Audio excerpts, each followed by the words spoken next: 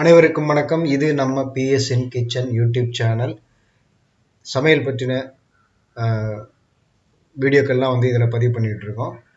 அதாவது குழந்தைகளாக இருந்தாலும் கொஞ்சம் பெரியவங்களாக இருந்தாலும் ரொம்ப பிடிச்ச ஒரு உணவு எது அப்படின்னு கேட்டிங்கன்னா, டக்குன்னு சொல்லுவாங்க fried rice, vegetable rice, biryani. இதுதான் நிறைய பேருக்கு பிடிச்ச ஒரு சாப்பாடு.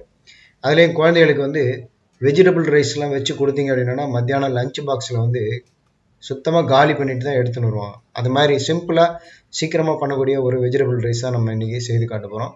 அதுக்கு தேவையான வெஜிடபிள்ஸ்னு பார்த்தீங்கன்னா முட்டைக்கோஸ், அப்புறம் கேப்சிகம், குடமிளகாய், வெங்காயம், உருளைக்கிழங்கு, கேரட்டு, இது எல்லாத்தையும் இந்த மாதிரி நறுக்கி வச்சுக்காங்க. நறுக்கி வச்சுட்டு உருளைக்கிழங்கு க்யூப் சைஸில் கட் பண்ணுங்க. அதாவது பன்னீர் சைஸில் கட் பண்ணிக்காங்க. கட் பண்ணிவிட்டு அதை அது நல்லா ஃப்ரை பண்ணிட்டீங்கன்னா பன்னீர் மாதிரியே இருக்கும், சாப்பிட்றதுக்கும் நல்லா இருக்கும். இது எல்லாத்தையும் ஒரு பாத்திரத்தில் ஒரு பேனில் போட்டு எண்ணெய் ஊற்றிட்டு நல்லா ஃப்ரை பண்ணுங்கள். இதில் முட்டைக்கோஸ், கேப்சிகம் இது கொஞ்சம் ஒரு 75% ஃப்ரை ஆகிற மாதிரி அதை நல்லா ஃப்ரை பண்ணிக்கோங்க. இந்த மீன் டைம் நம்ம ஒரு மிக்சியில் ஜாரில் ஒரு 2 தக்காளி, ஒரு 4-5 பல் பூண்டு, கொஞ்சம் தோல் நீக்கிய இஞ்சி துண்டு, அப்புறம் கொஞ்சம் கரம் மசாலா, இதை எல்லாத்தையும் நம்ம மிக்சியில் ஜாரில் போட்டு நல்லா அரைச்சி ரெடியாக எடுத்து வச்சுக்கிறோம். இப்போ அந்த வெஜிடபிள்ஸ் எல்லாத்தையும் நல்லா ஃப்ரை பண்ணிவிட்டு அதில் மஞ்சள் தூள், தேவையான அளவு சால்ட்டு, கொஞ்சம் சில்லி பவுட்ரு, பெருங்காயத்தூள், கொஞ்சம் மல்லித்தூள், அதாவது தனியா பவுட்ரு, கரம் மசாலா, இது எல்லாத்தையும் நல்லா ஆட் பண்ணிவிட்டு நல்லா அடுப்பை பெருசாக வச்சுட்டு நல்லா ஃப்ரை பண்ணிக்காங்க. இதை காய்கள்லாம் தண்ணியெல்லாம் வற்றிட்டு நல்லா ஃப்ரை பண்ணி வச்சுக்காங்க.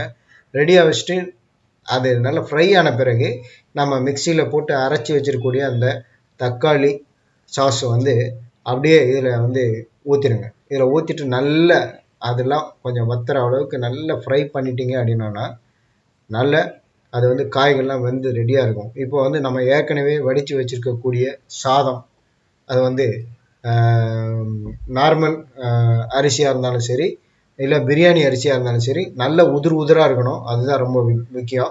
வடித்து வச்சுருக்கக்கூடிய சாதத்தை நல்லா ஆற வச்சுருங்க. அது ஒரு பாத்திரத்தில் கொட்டிட்டு அதில் ஒரு 4 ஸ்பூன் அளவுக்கு நல்ல நெய்யை ஊற்றி வச்சுருங்க.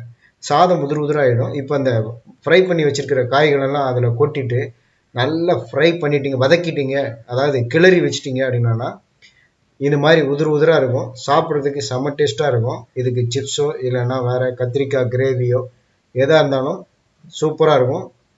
முக்கியமாக ஸ்கூல் படிக்கிற பசங்களுக்கு இது கொடுத்து விட்டீங்க அப்படின்னா பாத்திரத்தை காலி பண்ணி தான் எடுத்துன்னு வருவாங்க. எல்லாருக்கும் பிடிச்சது. இதே மாதிரி நீங்களும் செய்து பார்த்துட்டு நம்ம வீடியோ பதிவுக்குள்ள உங்கள் கமெண்ட்டுகளை தெரிவிங்க.